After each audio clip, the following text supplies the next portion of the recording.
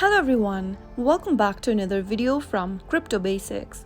In today's video, I'm going to be showing you how to change your password for Cypherium Wallet. So without wasting much of our time, let's dive in straight into the video. First of all, launch open the Cypherium Wallet application and make sure that you're logged into your wallet. After signed in, go and tap on the settings icon located at the bottom right hand corner. From the settings menu, tap on the private key password option. In order to change your private key password, you will first need to enter the current password for your account in the first text box. After doing that, go to the next field and type in the new password you would like to change to. Now, confirm your new password in the last field by typing it again. Finally, tap on confirm in order to change your password for Cypherium Wallet. Once you've changed your password, you will need to use the same password that you just updated to in order to make any kind of a transaction on Cypherium. So that's how easy it is. If you found the video to be helpful,